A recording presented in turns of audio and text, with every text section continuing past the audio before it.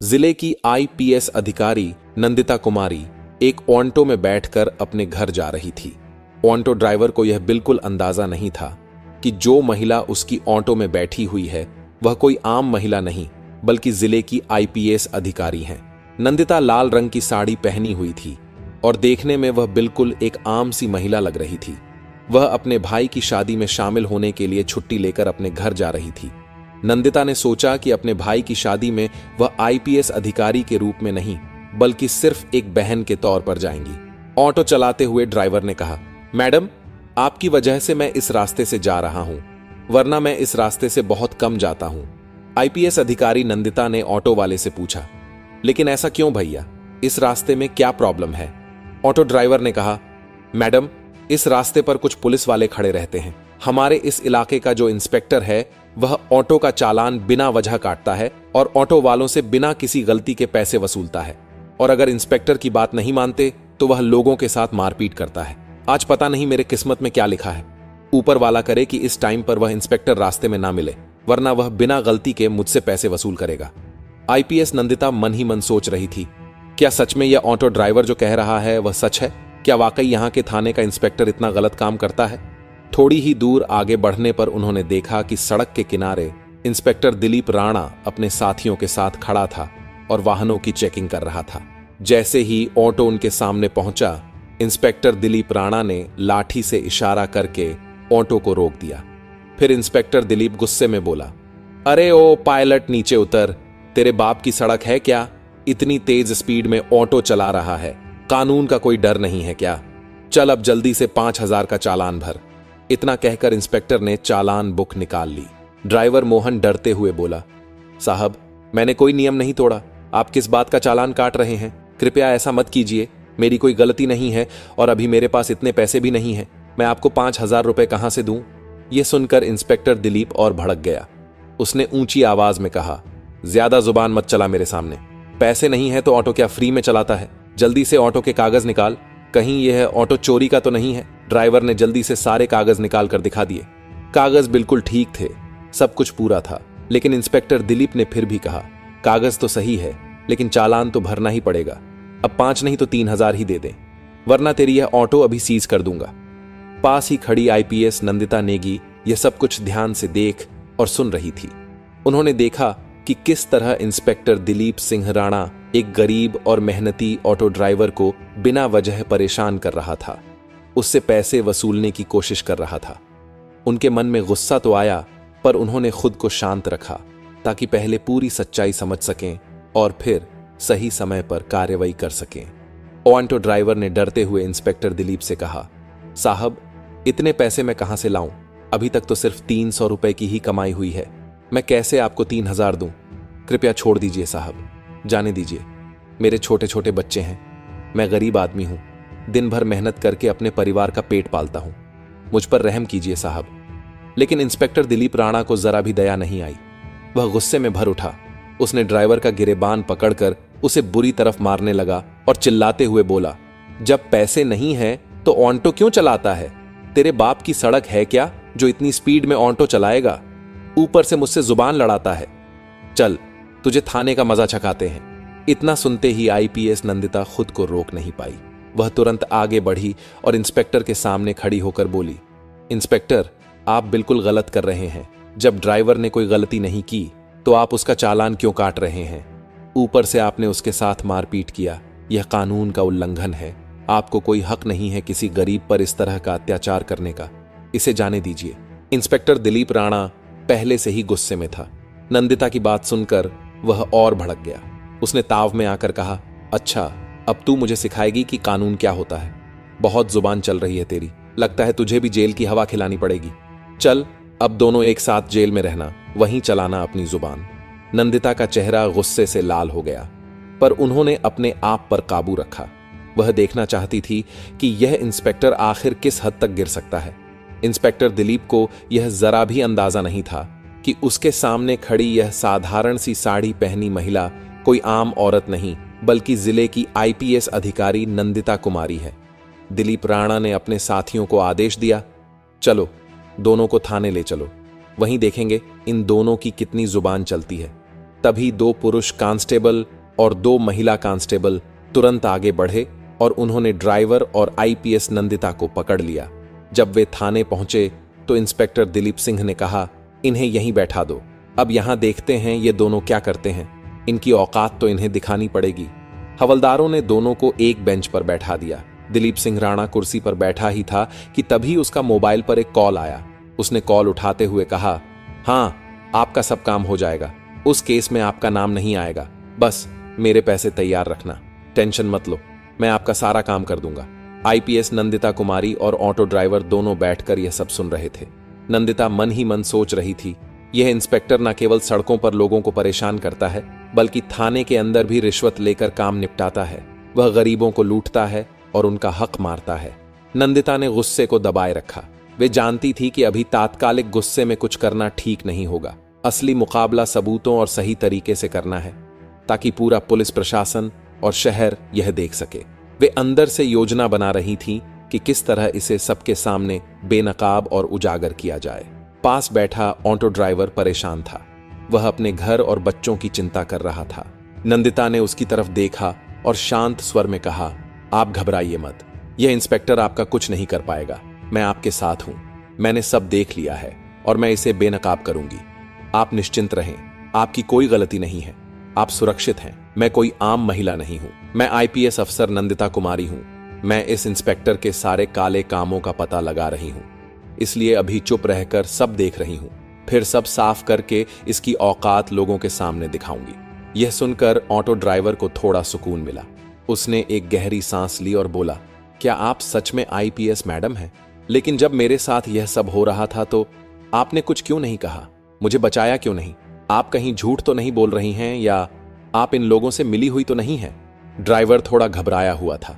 नंदिता ने उसे शांति से भरोसा दिलाया, नहीं, मैं इन लोगों से नहीं मिली हूं, मैं सच में इस इंस्पेक्टर को बेनकाब करने के लिए चुप बैठी हूं। बस मैं देख रही हूं कि यह इंस्पेक्टर और कितने गलत इलीगल काम करता है, इसीलिए अभी चुप हूं, वरना चाहूं तो इसे तुरंत सस्पेंड भी करवा सकती हूं। तुम थोड़ा इंतजार करो, फिर देखो आगे मैं इसका क्या हाल करती हूं। कुछ देर बाद इंस्पेक्टर दिलीप राणा अपने कैबिन में चला गया। फिर उसने एक हवलदार को बुलाया और कहा, उस ऑटो ड्राइवर को बुलाकर लाओ। हवलदार तुरंत बाहर गया और ड्राइवर से बोला, साहब ने आपको अंदर बुलाया है। यह सुनकर ड्राइवर डर गया, मगर कोमल ने उसे हिम्मत दी और कहा, तुम परेशान मत हो, जो भी होगा मैं सब देख लूंगी। वह इंस्पेक्टर के पास गया। इंस्पेक्टर राणा ने ड्राइवर को देखकर हंसते हुए कहा, देख, अगर तुझे तेरी ऑटो बचानी है तो तुझे 3000 रुपए तो देने ही होंगे, वरना मैं तेरी ऑटो सीज कर दूंगा। ऊपर से तू मेरा दुश्मन भी बन जाएगा। पूरे इलाके में मेरा ही राज चलता है, मैं जो चाहूं वह कर सकता हूं, मुझसे टक्कर मत लेना, जो मैं कह रहा हूं वही कर। जल्दी से 3000 चालान भर दे। ड्राइवर का दिल जोर से धड़कने लगा। वह रोते हुए बोला, सर ऐसा मत कीजिए, मेरा हाल देखिए, अभी मेरे पास इतने पैसे नहीं हैं, मैं आपको 3000 रुपए कैसे दूं? प्लीज मुझे छोड़ दीजिए, मेरे घर में छोटे छोटे बच्चे हैं, मैं उन्हें क्या खिलाऊंगा? इंस्पेक्टर गुस्से में बोला, देख, मैं तेरी कोई भी बात नहीं सुनूंगा, पैसे दे, वरना तू बर्बाद होगा, तेरे परिवार को भी नुकसान होगा। अब पैसे तो तुझे देने पड़ेंगे। डर की वजह से ड्राइवर ने झट से जेब से 2000 रुपए निकालकर इंस्पेक्टर को दे दिए और कहा, मेरे पास बस इतना ही है, प्लीज ये रख लीजिए और मुझे जाने दीजिए। इंस्पेक्टर पैसे लेते हुए बोला, ठीक है, जा बाहर जाकर बैठ जा, और अब उस औरत को भेज जो तेरे साथ आई थी। ऑटो ड्राइवर बाहर आया और बोला, मैडम, अब साहब आपको बुला रहे हैं। नंदिता बिना झिझक उठी और अंदर चली गई। इंस्पेक्टर दिलीप राणा ने पूछा, नाम क्या है तुम्हारा? नंदिता ने आत्मविश्वास भरी आवाज में कहा, मेरे नाम से आपको क्या मतलब है? आप अपनी बताइए, आपने किस लिए बुलाया है? इंस्पेक्टर हैरान रह गया। उसे विश्वास नहीं हो रहा था कि एक आम औरत इतनी हिम्मत और आत्मविश्वास के साथ उससे इस तरह बात कर रही है। वो बोला, देखो, ज्यादा अकड़ मत दिखाओ, हमारे पास हर अकड़ की दवा है, अभी 2 डंडे पड़ेंगे तो सब अकड़ निकल जाएगी। अगर घर जाना है तो जल्दी से 2000 निकालो, वरना जेल की हवा खानी पड़ेगी। नंदिता ने बेखौफ होकर जवाब दिया, मैं आपको 1 रुपया भी नहीं दूंगी, मैंने कोई गलती नहीं की है। आप मुझसे किस बात के पैसे मांग रहे हैं? बिना वजह आपको पैसे देने का क्या मतलब?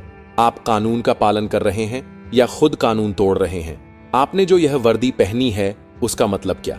सिर्फ गरीबों को डराना है, उनसे पैसे ऐंठना है, क्या यही आपकी ड्यूटी है? यह सुनकर इंस्पेक्टर दिलीप राणा भड़क गया। उसने गुस्से में हवलदार को बुलाया और चिल्लाते हुए कहा, अभी इस औरत को जेल में बंद करो। हवलदार ने आदेश मानते हुए आईपीएस मैडम को लॉकअप में डाल दिया। किसी को भी इस बात का अंदाजा नहीं था कि आज जो कुछ हो रहा है उसके नतीजे कितने गंभीर होने वाले हैं। नंदिता बिना कुछ बोले शांत खड़ी रहीं। उनकी आंखों में गुस्सा नहीं बल्कि दृढ़ निश्चय झलक रहा था। कुछ देर बाद थाने के बाहर एक पुलिस की गाड़ी आकर रुकी। गाड़ी से आई एएस हितेश कुमार मीणा बाहर निकले। उनके चेहरे पर गुस्सा साफ झलक रहा था। वे सीधे थाने के अंदर गए और एक हवलदार से बोले, सुना है यहां किसी औरत को लॉकअप में बंद किया गया है। हवलदार थोड़ा अटक कर बोला, हां सर, लेकिन क्या हुआ है? तभी अंदर से इंस्पेक्टर दिलीप राणा बाहर आया और बोला, कौन है रे, क्या बात है? हितेश कुमार ने उसे देखते हुए कहा, सुना है तुमने किसी औरत को लॉकअप में डाल दिया है, मुझे वो देखनी है। दिलीप राणा बोला, हां डाला है, चलिए दिखाता हूं। इतना कहकर इंस्पेक्टर दिलीप अधिकारी हितेश कुमार को लेकर लॉकअप के पास गया। उसे जरा भी पता नहीं था कि अब जो होने वाला है वह उसकी जिंदगी का सबसे बड़ा झटका बनने वाला है। लॉकअप में बंद महिला को देखकर हितेश कुमार चिल्ला उठा, ये तुमने क्या किया? तुम्हें पता है ये कौन है? ये हमारी जिले की आईपीएस मैडम है। तुमने इनको लॉकअप में डाल दिया। दिलीप सिंह के पैरों तले जमीन खिसक गई। वह डरते हुए बोला, ये आईपीएस मैडम है, मुझे बिल्कुल अंदाजा नहीं था। हितेश कुमार ने तुरंत हवलदार को इशारा किया। हवलदार ने लॉकअप खोला और नंदिता बाहर आई। नंदिता ने शांत और ठंडी आवाज में पूरी बात हितेश को बताई कि कैसे दिलीप राणा ने ओमांटो ड्राइवर को रोककर पैसे मांगे, कैसे उसने ड्राइवर के साथ मारपीट की, कैसे उसने उन्हें और ड्राइवर को थाने ले जाकर परेशान किया और बाद में लॉकअप में बंद कर दिया। नंदिता ने बताया कि वे सब कुछ देख रही थीं ताकि इस इंस्पेक्टर की करतूतों को साबित किया जा सके। हितेश समझ गया कि मामला बहुत गंभीर है। वह तत्काल बाहर निकले, आगे की कार्यवाही शुरू की। सबसे पहले उन्होंने आधिकारिक चैनलों के जरिए अपने वरिष्ठ अधिकारी एएसपी सीओ को मामले की जानकारी भेजी।